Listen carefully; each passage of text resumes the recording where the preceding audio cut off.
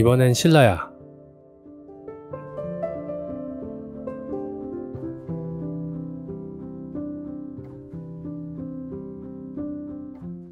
현재 경주 울산 지역에서 작은 소국으로 시작했던 신라는 지난해 육부가 연합한 연합국으로 일대 박혁것의 거서관이 초대왕으로 추대되었어. 신라는 처음엔 선화벌, 설화벌, 사로국으로 불리었어. 신라는 삼국 중 발전이 상대적으로 늦었는데 이는 지리적으로도 한반도 끝단에 위치하여 선진문물을 받아들이기 어려운 위치에 있었기 때문이야. 일대 박혁것에는 수도를 금성이라 하고 성을 쌓아 국가의 기초를 다졌어. 거서관은 정치적 지도자를 뜻하는 말이었어. 박혁것의 맏아들이 다음 왕이 되었는데 이대의 왕은 남해 차차웅이라고 불렸어.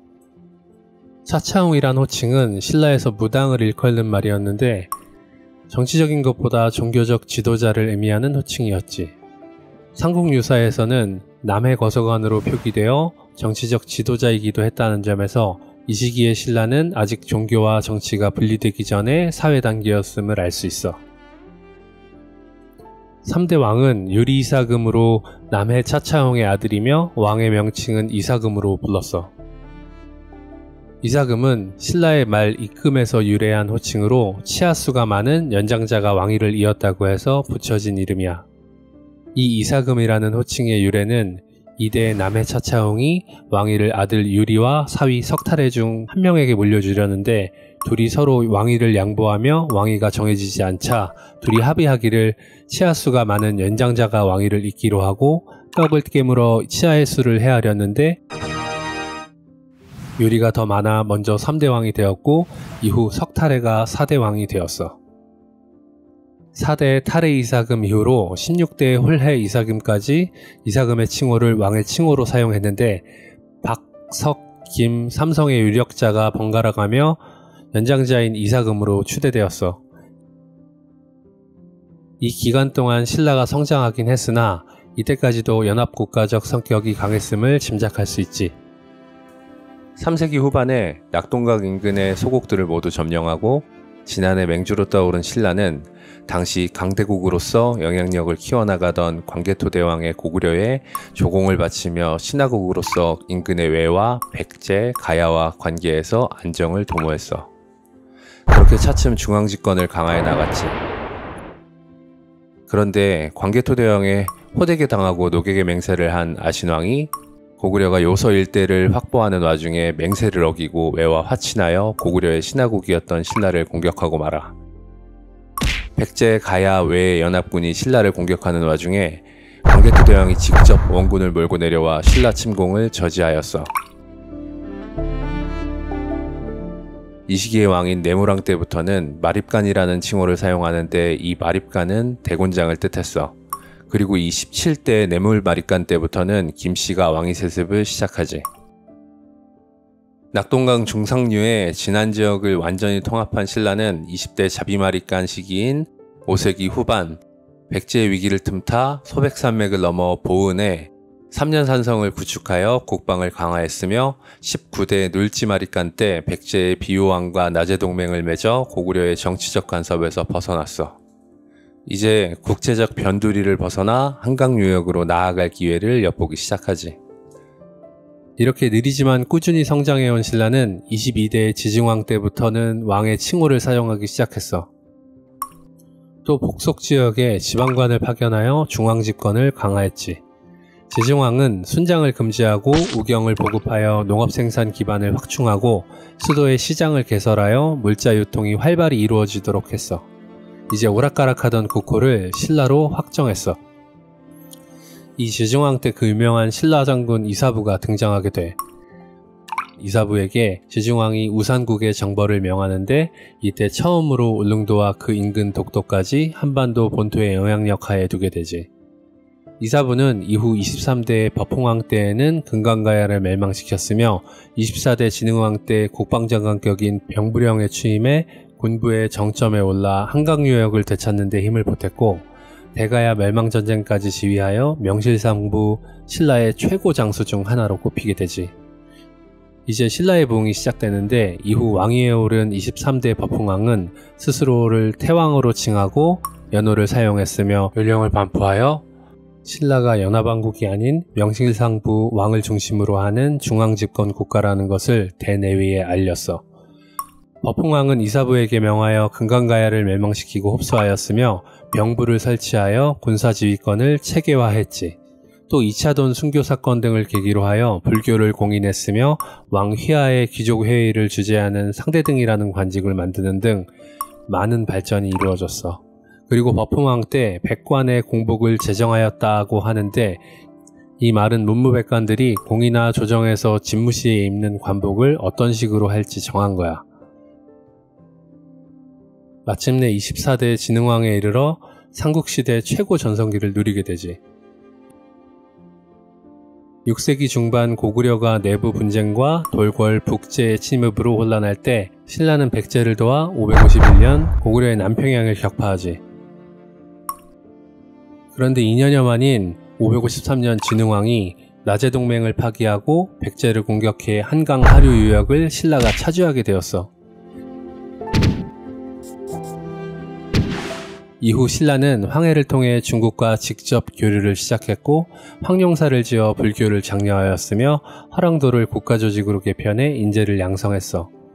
이 화랑 출신의 유명인은 이후 삼국통일전쟁에서 대활약하는 김유신이 있지.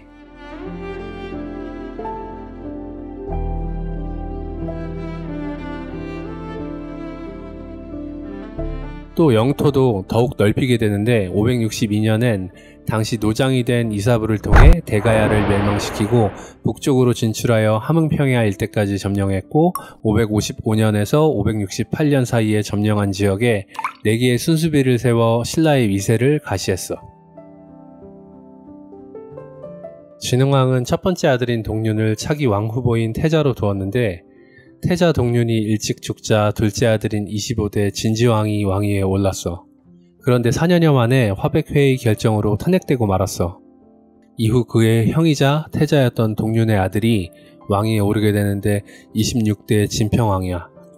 진평왕 집권기 6세기 말엔 고구려가 한강유역을 되찾기 위해 신라의 북쪽을 공격했고 백제의 무왕이 소백산맥을 넘어 옛 가야 권역으로 진출하며 진주 지역까지 영토를 확대하자 신라는 계속 부담을 느낄 수밖에 없었어. 또 이 시기에 수나라가 고구려를 지속적으로 침공하는 등 삼국과 주변의 정세는 점점 더 격화되었지. 이때 신라는 귀족들이 파벌 싸움을 하고 중앙집권을 흔드는 등 불안한 정세가 계속되었어. 이 와중에도 진평왕은 탄핵당한 진지왕의 아들을 중용해 귀족들을 견제했고 행정조직을 정비하고 활발한 외교를 통해 삼국통일의 기반을 마련했지. 이후 아들이 없이 딸만 있었던 진평왕의 후대는 한민족 최초의 여왕인 27대 선덕여왕이 즉위하게 되지.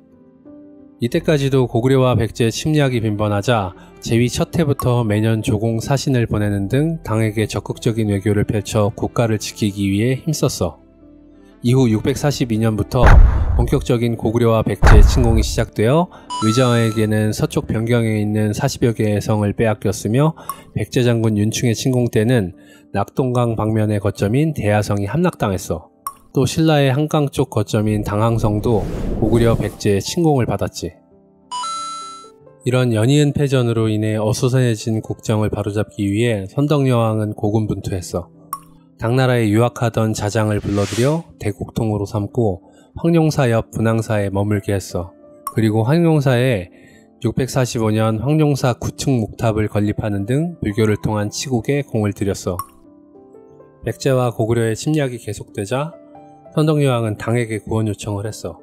근데 이때 당태종이 말하길 여왕이 통치하기 때문에 권위가 없어 고구려와 백제의 신범을 받는 것이다 라고 모욕했지. 그런데 모욕에서 끝난 것이 아니라 이 사건을 계기로 귀족들이 비담이란 자를 주축으로 반란을 일으켰어. 곧바로 김춘추와 김유신이 이를 진압했지만 선덕여왕은 이 내란 중에 죽고 말았어. 진덕여왕은 즉위하자마자 비담과 반란을 일으킨 자들 30인을 처형하고 이후 김유신을 중심으로 고구려와 백제의 공격을 방어하는 한편 김춘추를 당나라에 보내 외교를 지속했어. 결국 신라 문제에 소극적이던 당태종으로부터 군사적 지원을 허락받았지. 그리고 이때부터 김춘추 일파의 주도 아래 당나라의 정치제도와 문화를 모방한 대규모 정치개혁이 단행되는데 이것을 하나정책이라고 해. 649년 의관을 중국식으로 하는 중조의관제를 실시하고 655년에는 독자적 연호인 태화에서 당나라 고종의 연호였던 영휘를 사용하였지.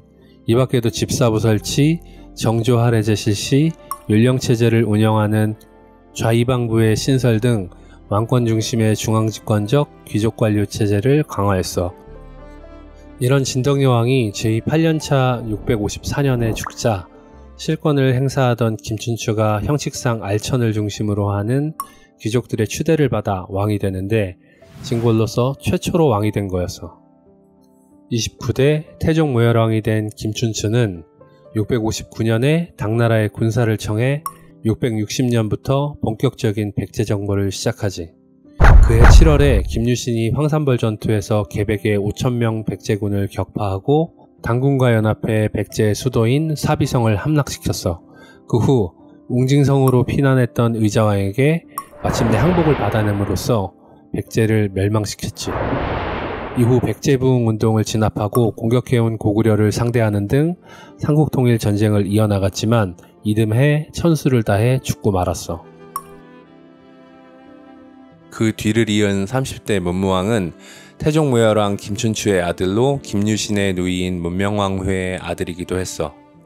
즉위 이전부터 아버지를 따라 당나라에서 활발한 외교활동을 하며 주요한 역할을 했으며 백제와의 전투에서도 많은 공을 세워 이미 지배층들에게 그 실력을 인정받은 사람이었어. 제위 초반에는 백제 부흥 세력 소탕에 주력하였고 당과 연합하여 667년 김유신과 함께 고구려 정벌에 나서서 668년 마침내 고구려를 멸망시키게 되지. 그런데 이후 당이 연합 직전의 약속과 다르게 한반도 영토를 독점하려 하고 군사적 요충지를 점령해 나가자 신라는 참지 않았어. 신라가 670년 3월에 오골성을 선제 공격하며 나당전쟁이 시작되지. 그 후 신라는 7년 동안 최강대국 당의 공세를 막아내었어.